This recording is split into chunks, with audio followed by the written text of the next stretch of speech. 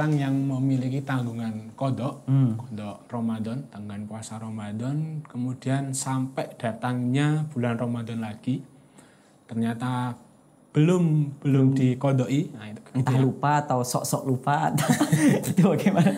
Entah apa, itu lihat dulu ya kondisinya bagaimana.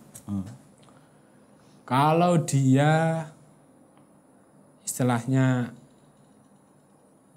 tidak segera mengkodok itu karena memang tanpa udzur, ya memang sengaja misal tidak segera untuk mengkodok Ramadan itu, atau memang sengaja ditinggalkan, itu maka konsekuensinya adalah dia harus tetap kodok sekaligus fidyah. Kodok sekaligus fidyah. Bagi yang sengaja. Ya. Tanpa udzur itu tadi. Tanpa udzur. Bahasanya tanpa udzur ya.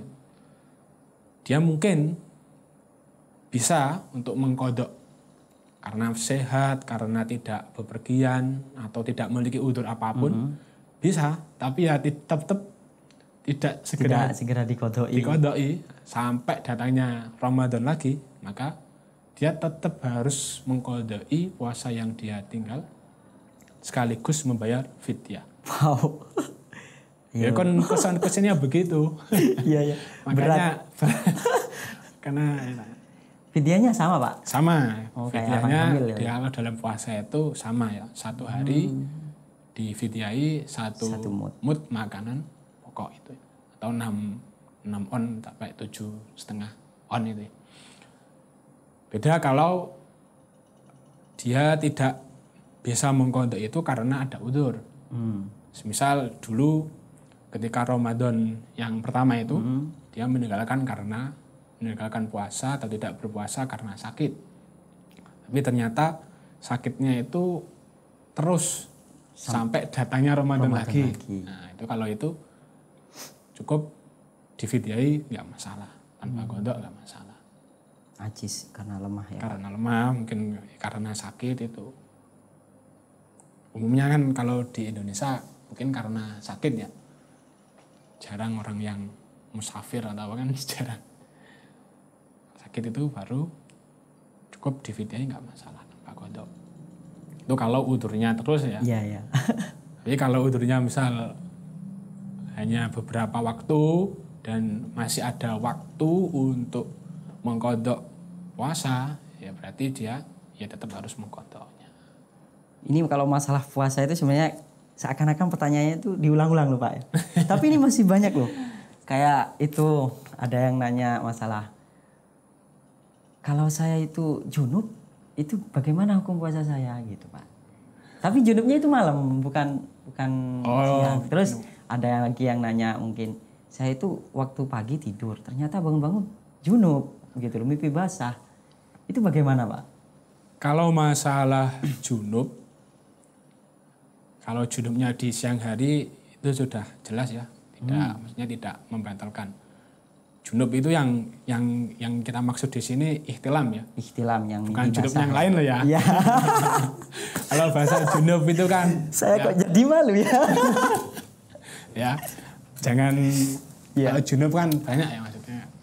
Beda kan maksudnya kalau selain ihtilam nanti ya dilihat-lihat dulu bagaimana proses ihtilamnya, keluar ranahnya itu bagaimana. Nanti kan soalnya konsekuensi hukumnya juga berbeda. Oh gitu. Tapi kalau ihtilam, keluar mimpi, keluar mani itu di siang hari kan nggak masalah. Oh berarti tidak membatalkan puasa. Nah, cuman ketika junubnya atau kata junubnya itu di malam hari, kemudian di pagi harinya dia mengawali puasa dalam keadaan junub, itu bagaimana kan? Iya. Itu kalau menurut hadis yang ada itu nggak masalah di malam hari. Misal ada orang di malam hari berhubungan suami istri lah. Ya berhubungan dengan suami istri. Misal berhubungannya itu mepet kan, katakanlah begitu ya. Sahuri lah. Pas sahurnya, ya sahurnya. Sahuri gaten misal ya sampai waktu hampir habis dan dia tidak mungkin untuk mandi. misal seperti itu. Atau wanita haid nifas yang darahnya sudah berhenti dan dia belum mandi misal. Kalau kondisinya seperti ini itu tetap tidak masalah ya. Dalam artian tidak membatalkan puasa. Karena yang pertama juga Kanjeng Nabi pun juga pernah mengalami kondisi seperti itu. Kanjeng Nabi pernah yang seperti yang diceritakan atau diriwayatkan oleh Sayyidah Aisyah itu, beliau menceritakan bagaimana kondisi Kanjeng Nabi pernah mengalami di malam ketika berpuasa, itu ketika beliau melakukan itu hubungan suami istri, kemudian ya belum mandi, kemudian tetap berpuasa, sah puasanya dan tidak mengqadai. Tidak mengqadai, tapi puasanya kan, tetap sah. Kan tetap sah. Itu kan menunjukkan bahwa orang yang puasa ketika pagi harinya dalam keadaan junub enggak masalah, puasanya tetap sah. Yang penting jangan setelah subuh gitu Pak ya. Ya beda kalau masalah itu beda ya. Kalau melakukan hubungan badannya, hubungan suami istrinya ketika siang hari, nah itu nanti beda lagi. Ada hukumnya lagi Pak? Ya beda, konsekuensinya beda. Ini yang malah lebih berat ini. Dari sekian perkara yang telah membatalkan puasa, katakanlah gitu ya. Hanya hubungan suami istri di siang hari yang ada konsekuensi hukumnya lebih berat. Kalau selain jima mungkin hanya kodok, pol-pole, ketambahan fidyah dengan kondisi seperti tadi kan gitu. Tapi kalau jima di siang hari waktu puasa waktu puasa ya. Ini yang wajib harus membayar yang namanya kafaroh itu. Oh, kafaroh. Itu yang kafaroh itu gimana Pak? Kalau kafaroh itu ada 3 hal yang harus dibayarkan. 3 hal itu memilih muratab itu. Kalau dalam kitab fikihnya berurutan. Urutan itu maksudnya ketika yang nomor 1 tidak bisa dilakukan, kedua, ketiga. Berarti bagi orang yang di siang hari puasa itu melakukan hubungan suami istri, dia wajib bayar kafarah. Yang pertama itu dia harus itqu raqabah, memerdekakan hamba saya budak. Karena zaman sekarang sudah tidak ada ya. Berarti ya yang kedua itu harus melakukan puasa 2 bulan berurutan. Malah lebih berat. 2 bulan harus berurutan. 2 bulan harus berurutan. Enggak boleh bolong. Kalau bolong ya harus ngulang lagi. Perempuan susah Pak. Kan, ya. Kalau perempuan susah berarti kan masih ada tanggungan datang bulan kan gitu. Hukum melakukan itu hanya bagi laki-laki. Oh, hanya bagi laki-laki. Kalau perempuan itu yang saya baca itu tidak. Oh, gitu ya. Gitu. Hanya laki-lakinya. Yang 1 hari saja tidak kuat. Apalagi ini 2 bulan. 2 bulan berturut-turut. Berat jadi laki-laki. Ini berat. Yang ketiga kalau memang puasa 2 bulan berturut-turut ini tidak kuat, baru memberi makan kepada 60 orang miskin atau fakir miskin. Itu yang wajib dibayar menjadi kafaroh, dia membatalkan puasanya itu. Kayaknya berat. Berarti ketika orang jima di siang hari di bulan puasa itu harus bayar kafar dan juga mengqadai Pak ya. Ya. Kafarotnya harus berturut-turut seperti tadi itu ya, memerdekakan budak. Kalau nggak ada baru puasa 2 bulan. Puasa 2 bulan tatabi'ain sahra ini tatabi'ain. Kalau memang nggak kuat baru bisa memberi makan seperti fidyah yang di depan tadi ya Pak. Ya seperti dulu zaman sahabat itu kan, zaman Kanjeng Nabi ketika masih sugeng kan juga gitu ya. Kanjeng Nabi itu pernah disowani seorang laki-laki Arabi yang mengadukan masalahnya, yaitu Kanjeng ada seorang laki-laki yang di siang hari melakukan itu. Hanya matur minta solusi, minta fatwa pada Kanjeng Nabi bagaimana Kanjeng Nabi. Kayaknya Kanjeng Nabi dijawab apakah kamu mampu untuk memerdekakan budak? Tidak.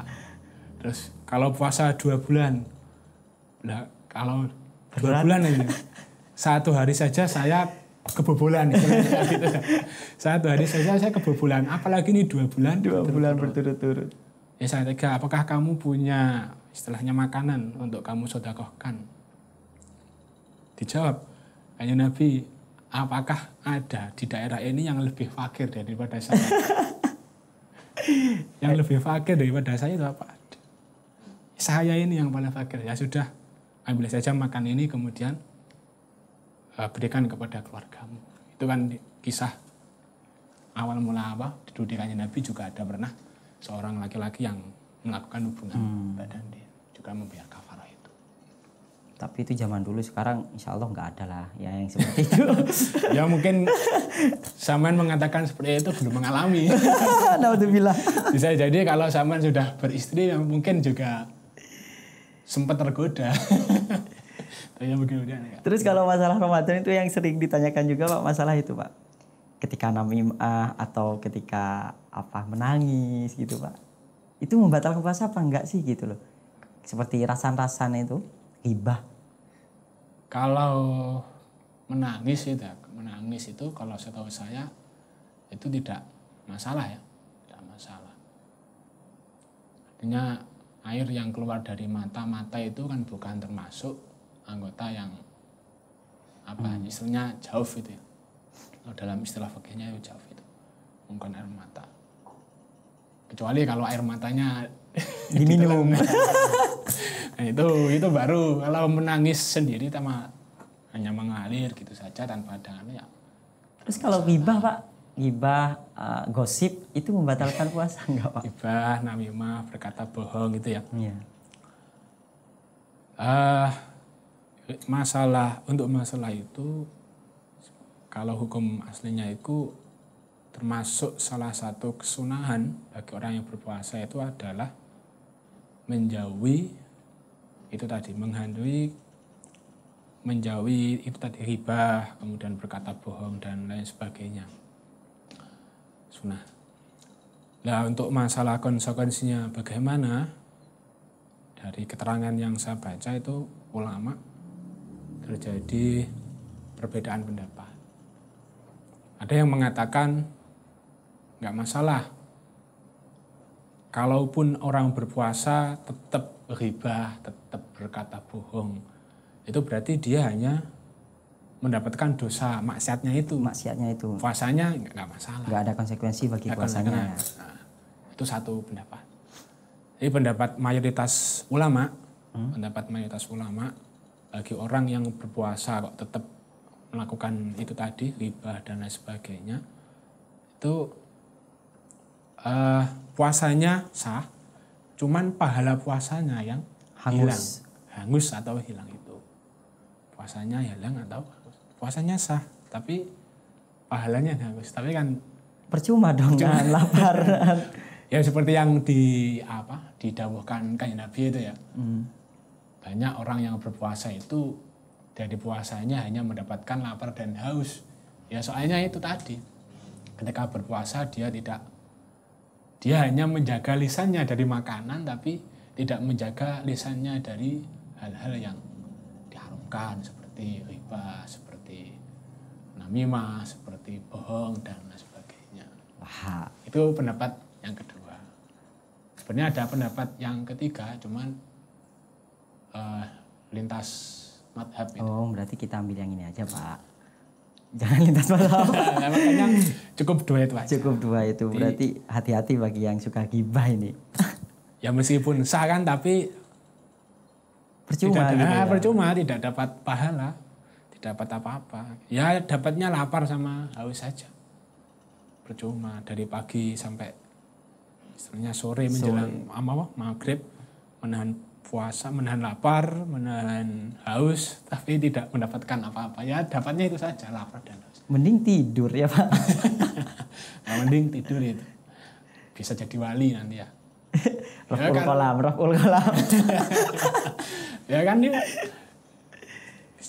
Ini pertanyaan terakhir Pak. Berbuka dulu atau sholat atau sholat dulu baru berbuka? Kalau yang ada, yang juga pernah, sebenarnya gini ya masalahnya. Sudah tradisi di Indonesia memaknai berbuka itu yang saya lihat seolah-olah harus makan besar, harus makan besar, makan besar sepiring, makan nasi dan lengkap lah katanya. Kan di tradisi Indonesia seperti itu.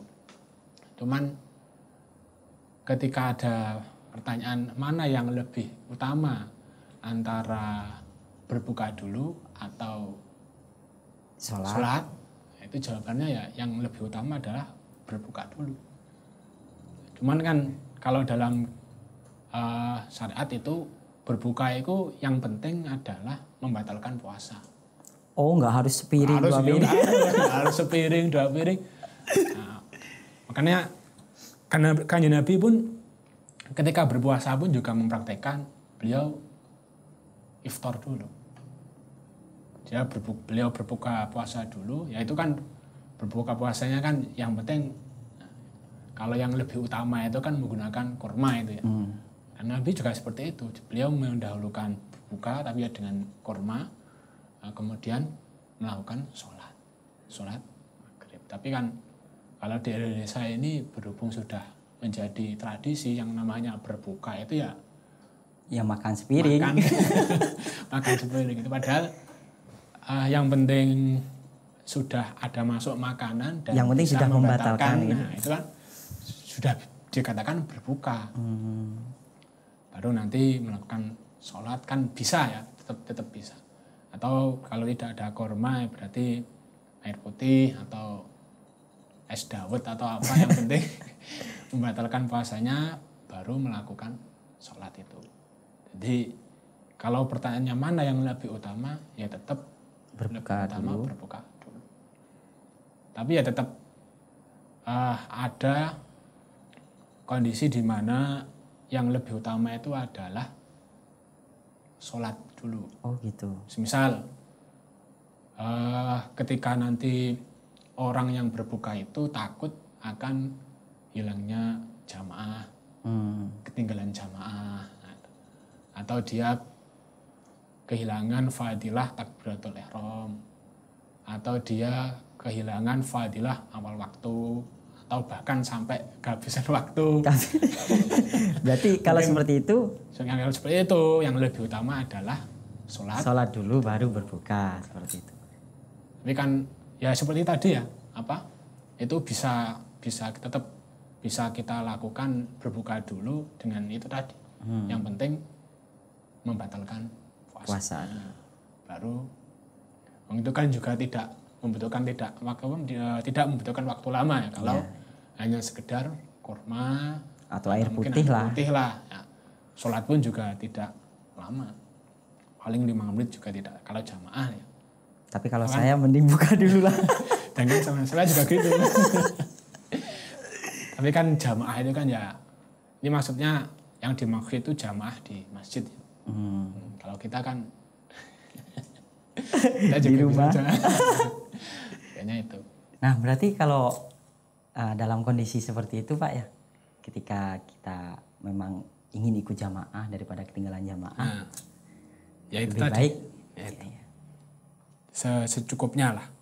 Baru nanti kalau memang pengen makan yang nasi dan lain sebagainya setelah sholat kan juga bisa. Kalaupun kondisinya kuat ya. Kalau tidak kuat ya tetap ya itu. Yang lebih utama adalah ya berbuka dulu. Berarti memang Islam itu rahmatan lil alamin Pak Nggih. Ya, mudah lah. Tidak terlalu mengekang lah ya Pak.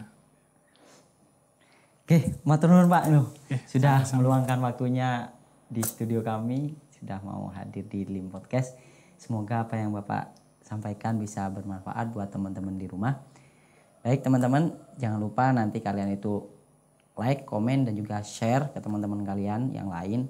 Biar nanti keterangan dari Bapak Naim ini bisa lebih meluas lagi, semakin banyak yang paham. Mungkin cukup sekian dulu perjumpaan kita pada kali ini. Saya Muhammad Yusuf sebagai host dan seluruh kru yang bertugas mohon pamit undur diri dari hadapan Anda. Nabi bersabda, "Ballighu anni walau ayah." Wassalamualaikum warahmatullahi wabarakatuh.